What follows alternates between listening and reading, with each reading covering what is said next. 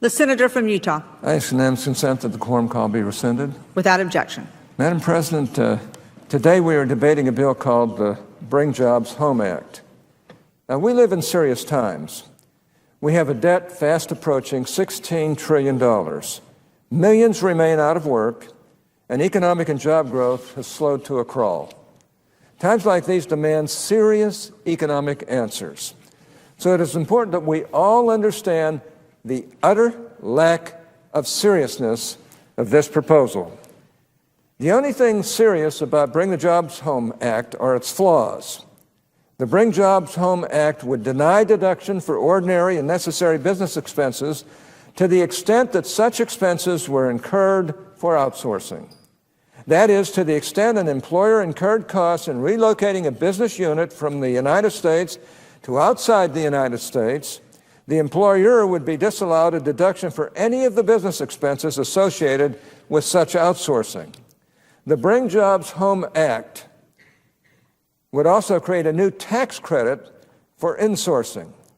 That is, if a company relocated a business unit from outside the United States to inside the United States, the business would be allowed a tax credit equal to 20% of the costs associated with such insourcing. On the surface, this proposal might sound reasonable. As sound bites go, the president's re-election campaign and the Senate Democratic leadership have apparently decided that they can make some political hay with this proposal. But as substantive tax policy goes, this proposal is a joke. First of all, the amount of money involved is trifling. According to the nonpartisan Joint Committee on Taxation, this bill's deduction disallowance provision will only raise about $14 million per year. That's 14 million, not billion with a B. It's million with an M. Let's put that in perspective. This bill is supposedly a critical tax incentive to create jobs here in the United States. Yet, according to the Joint Committee on Taxation, a nonpartisan committee, it will only raise about $14 million per year in this multi-trillion-dollar economy.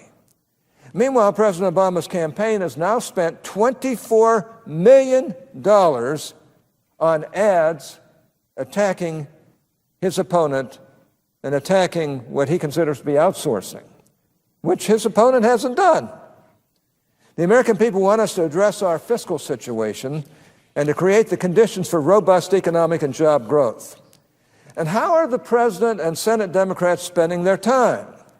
Advancing a proposal that raises less money in 1 year than the amount the President's campaign has spent attacking Republicans on this topic on television. If Democrats meant this as a serious revenue raiser for the government, we would all be better off if the Obama campaign had simply sent its $24 million to the Treasury Department for disbursement to insourcers rather than spend it on ads attacking American global businesses. And I think the President might get more credit for that. Simply put, this bill is misleading. Its supporters would have you believe that under current law, there is some special deduction that exists for moving jobs outside of the United States of America. That is simply false.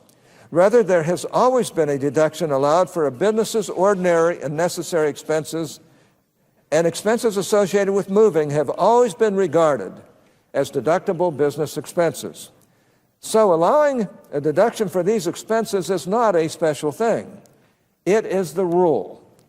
Disallowing this deduction would be the exception, an extraordinary deviation from current tax policy. Yesterday, I heard my friends from the other side say we need to end a tax deduction for jobs that a business sends overseas. I have a letter from the Joint Committee on Taxation addressed to the bill's authors that includes an analysis of their bill and a score. I ask unanimous consent to enter a copy of the letter in the record. Without objection. Thank the chair. Paragraph 2 of the letter says, and I quote, "Under present law, there are no specific tax credits or disallowances of deductions solely for locating jobs in the United States or overseas. Deductions generally are allowed for all ordinary and necessary expenses paid or incurred by the taxpayer during the taxable year in carrying on any trade or business which includes the relocation of business units. Now, perhaps my friends on the other side take issue with a description of tax policy from Congress's nonpartisan official scorekeeper. Well, if they do, I invite them, or the President for that matter, to show me the provision of the Internal Revenue Code which contains a deduction for shipping jobs overseas. Let me just mention, this is the Internal Revenue Code. It's getting so big you can hardly handle it.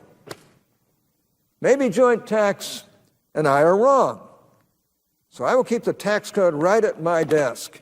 And if one of my friends wants to leaf through the code and show me the section that provides a deduction for shipping jobs overseas, I will stand corrected. They can't. It's not in here, this huge conglomerated mess that we'd like to reform, and won't be reformed until there's a change in administration. This administration is in the habit of pointing fingers every which way, blaming everyone but themselves for our weak economy and pathetic job growth. Just the other day, the Treasury Secretary blamed Europe and rising oil prices for our economic slowdown. Yet he did not discuss the pall of uncertainty that Democratic politicians, including his boss, are putting over the economy with their refusal to extend the 2001 and 2003 tax relief unless they get their way on tax increases for small businesses. According to an analysis by the American Action Forum, the fiscal cliff facing American taxpayers is now twice the size of total GDP growth this year. If we drive over this fiscal cliff, as the President and Senate Democratic leadership are now threatening, the likelihood that small business will hire will decrease by 18%, and the effective marginal tax rate for many workers and small businesses will go over 50%. At least in part, and I would say in significant part, is the complete failure to provide certainty and pro-growth tax policies to America's families and businesses that is really dragging our economy down. And proposals such as the one before the Senate today are not helping either. They increase uncertainty for the businesses that will grow our economy and hire new workers. It is another example of the Obama administration's Washington knows best philosophy. Disallowing the business expense deduction means that income will now be measured less accurately. Gross receipts minus business expenses equals income. That's what both accountants and economists tell us. But even though economists, accountants, and businesses all measure income one way, Washington will now measure it another way. Not only is this bad for business, but by disallowing deductions for certain business expenses, this proposal would measure income less accurately. And when the government's main source of revenue is the income tax, it is rather important to measure income accurately. Ultimately, we know that this bill is devoid of serious content because it is the product of political, not economic necessity. This bill is a soundbite, not sound tax policy. There really aren't a lot of dots to connect here. Really, the genesis of this bill's politicization or privatization can be traced in a straight line from 1600 Pennsylvania Avenue to the President's re-election headquarters in Chicago. This bill is called the Bring Jobs Home Act, but its Democratic proponents have not presented any evidence of the number of jobs, if any, that will return to America if the proposal becomes law. During comments in support of the bill, the sponsor referred to a chart that said, and I quote, "In the last decade, 2.4 million jobs were shipped overseas." But the sponsor tellingly did not say that the bill will bring 2.4 million jobs back to America. The proponents of this bill have not even told us that jobs will return to America if this bill becomes law, much less how many jobs. The answer is probably none. But that is exactly the sort of question we would have explored had this bill been produced by the Senate Finance Committee rather than by some campaign consultant in Chicago. The Senate Finance Committee would have held hearings, we'd have talked to the experts, we'd have looked at people's comments on both sides of the issue. Then we would probably have had a markup. It could have been brought to the floor with full Finance Committee support, except we would never pass a bill like this in the Finance Committee, in my eyes. Well, not with any real good intent. It is disappointing that even though the sponsor of this bill is a member of the Senate Finance Committee, the bill's sponsor chose to bypass that committee. This bill has come straight to the Senate floor without being vetted by the committee. Her colleagues on the committee would likely have some valuable feedback for her. Both staffs on the committee would likely have valuable expertise that they could bring to bear on this proposal. That is why I anticipate moving to commit this bill to the Senate Finance Committee. And how does this bill fit with tax reform? Many on the other side say they want tax reform. I think it is fair to say that there is a consensus that tax reform means getting rid of tax expenditures so as to decrease tax rates. The mantra is broaden the base and lower the rates, but this proposal would create new tax expenditures. It would narrow the base. Another major goal of tax reform is simplification. But this proposal would make the tax laws even more complicated. This proposal is the antithesis of true tax reform.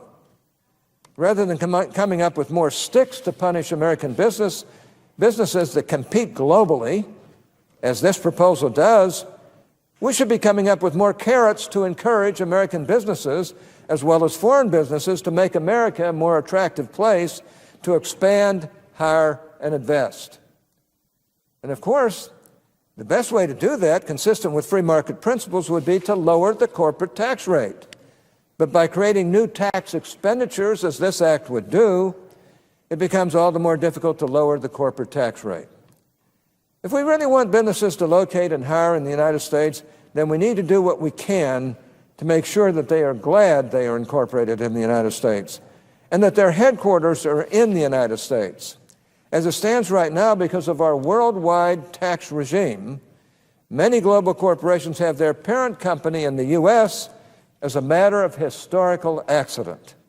If they had to do it all over again, they very well might decide to incorporate elsewhere in the world. The way to address that, the way to make sure that the U.S. is a place global businesses want to incorporate, is to transition our current worldwide system of taxation to a territorial tax system. A territorial tax system would only tax businesses on the profits they make in the U.S. This way, businesses would not be discouraged from incorporating in the U.S. Now, if a business incorporates in the U.S., all of its worldwide profits are subject to U.S. tax. It is certainly true that a territorial tax regime must be done right and that the devil is in the details. But it is also clear that territorial tax regime proposals could lead to greater investment in the U.S. and more headquarters jobs in the U.S. A territorial tax regime would put American businesses in a more competitive position when competing internationally. A territorial tax system would make us more consistent with major developed countries. So it is amazing that President Obama has decided to demagogue this issue as well, undermining the future jobs prospects of millions of Americans for years to come in order to secure his own job for another 4 years. Not content to grossly misrepresent the issue of outsourcing, he's now doing the same with territorial taxation. And that's in spite of the fact that his own agencies have been for it. For a person who claimed last week that he just cares so darn much about policy, he has an odd way of showing it when he campaigns. In the 2008 election, he fundamentally misled the American people about key aspects of the health care proposal put forward by my friend and colleague from Arizona, Senator McCain. In doing so, he kicked the legs out from a reasonable and growing consensus about how best to reform the nation's health care system. And he did so only for his own political gain. His selfish acts on a territorial tax system have a similar flavor, and they promise to make tax reform much more difficult in the future. Now, it's hard to see how this president could lead the country on tax reform. He attacks territorial tax regimes.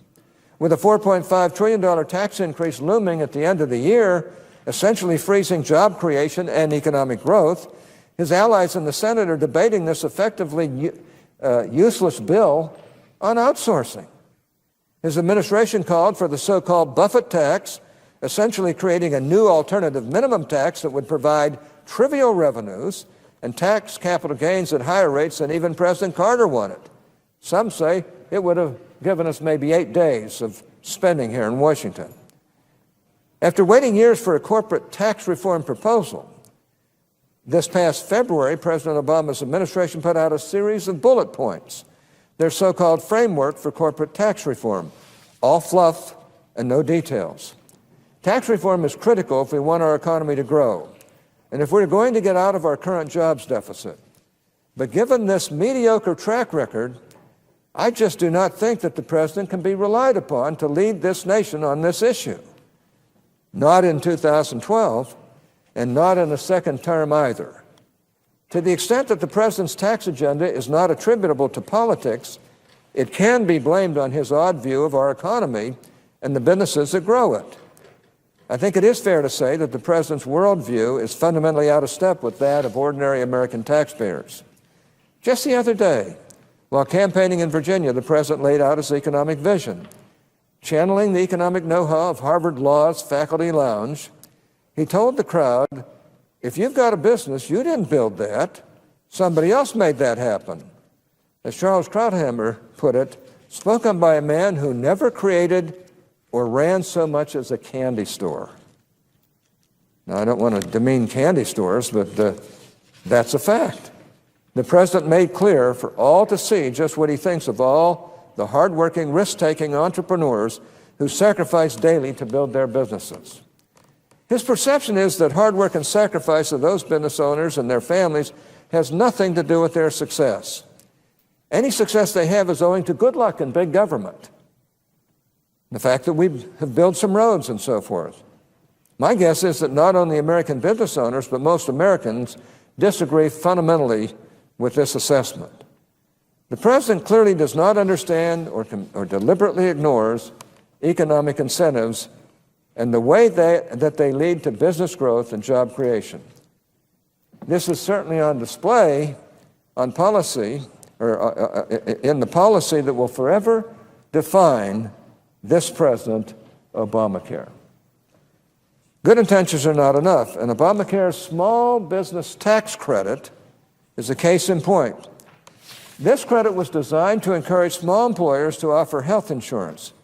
The promise was that over 4 million employers would claim $2 billion in tax credits to help pay for health insurance. The reality? Only 309,000 taxpayers claimed the credit for a total of less than $416 million. Why was the credit such a failure at achieving its well-intentioned goal? Well, a picture is worth 1,000 words, so please look at this chart. Can you imagine what a business owner must think when they encounter an administrative nightmare like all of this? The Obamacare tax credit for small businesses gives red tape a bad name. Talk about a bureaucratic straitjacket. No wonder the business community has failed to embrace Obamacare. Mr. President, this issue of Obamacare's manipulation of the tax code and its historic tax increases are deserving of extended remarks. For now, let me just say that we should be pursuing laws that will help, not harm, businesses and middle-class taxpayers. The bill we are discussing on the floor today, like Obamacare, is not going to help. Madam President, I suggest the